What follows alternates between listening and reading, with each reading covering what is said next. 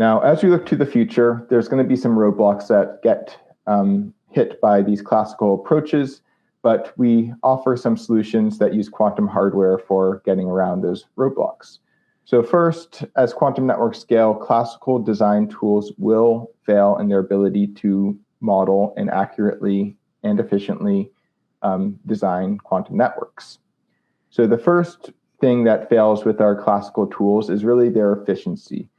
Simulating quantum systems is not something that can be done efficiently classically. If we were to do it, it would require vast amounts of compute power and time to obtain accurate simulation results of large quantum systems. This isn't something that we have at our disposal unless we have a long period of time and a lot of money to spend on it.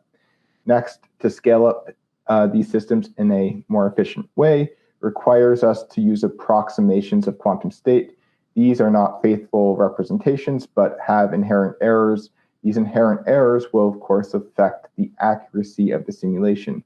So as we use approximations to make our systems more scalable, that will only lead to incorrect design decisions through errors. Now, once we have issues with accuracy, we have challenges with validation. If we're making all of these approximations, how do we know how accurate our tool is, especially when we go beyond what theoretical methods can predict for us?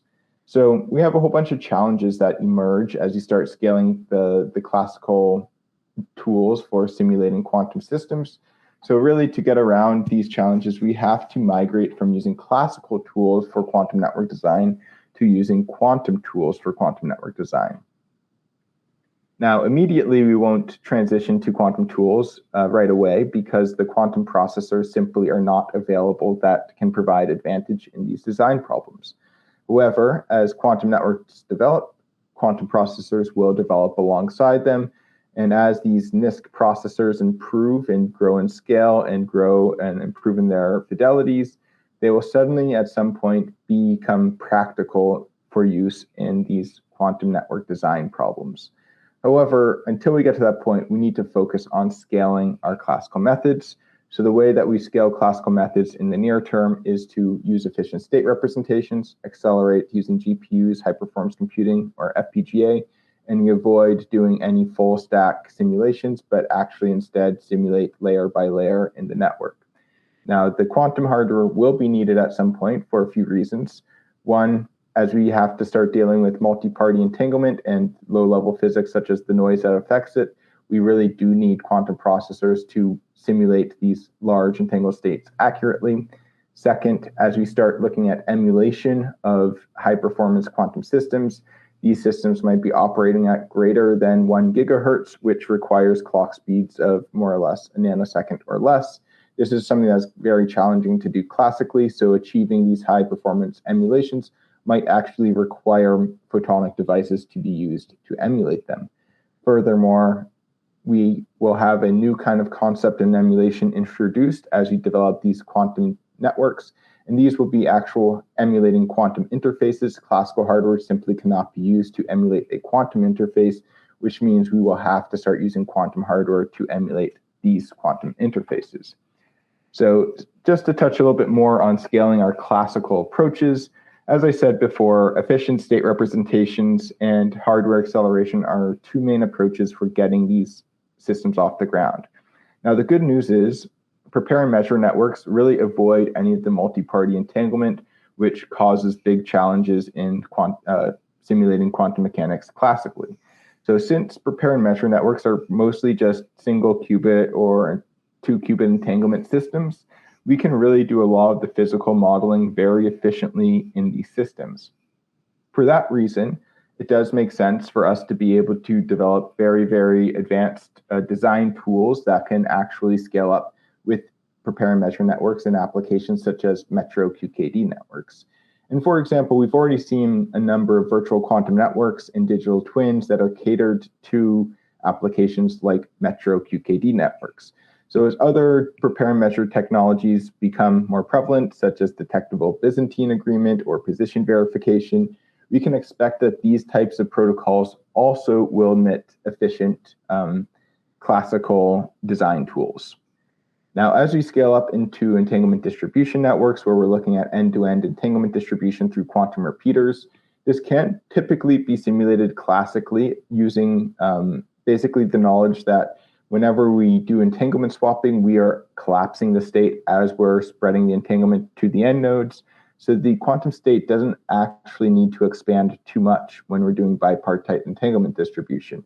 For this reason, we can actually scale up classical tools to handle hundreds or maybe even thousands of nodes in the quantum network. However, our sort of drawback is we really have to be focusing on bipartite entanglement distribution. And as we start introducing noise in multi-party entanglement, we will start having trouble to simulate and emulate these systems.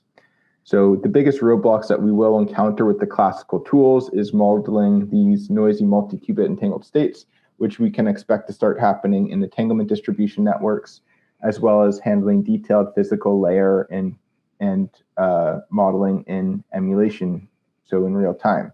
So achieving the real-time rates is another big challenge here that we will have to satisfy, because as these networks mature, the rates are going to improve and keep increasing. So currently the rates that we observe with key distribution systems and entanglement distribution systems are the worst that they will ever be, and they're only going to improve, which means our emulators need to be improving to match those rates. So ultimately, these roadblocks will be hit. At which point they are hit, we'll have to start finding new tools, such as quantum tools, to fill in the gaps. Now, it makes sense to be migrating towards quantum processors for quantum network design because they are able to simulate quantum mechanics efficiently. So they make a lot of sense for actually being used for these applications.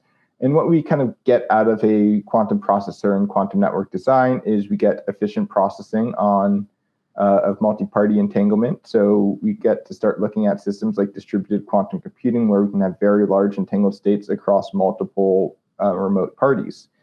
Furthermore, we can start looking at low-level modeling of quantum systems, so we can really start detailing how system and environment start to interact with each other and how that might affect things like multiplexing in a communication system. Finally, we can start integrating and emulating quantum interfaces, so we can actually emulate sources or detectors of qubits and use that emulation to test external quantum devices. However, the main challenges that we're going to see as you scale up these systems is that, one, quantum systems are very noisy, which inhibits their ability to accurately model other devices. And two, quantum systems are not particularly available, and they can be quite costly to use, which make them maybe not practical for use in quantum network design.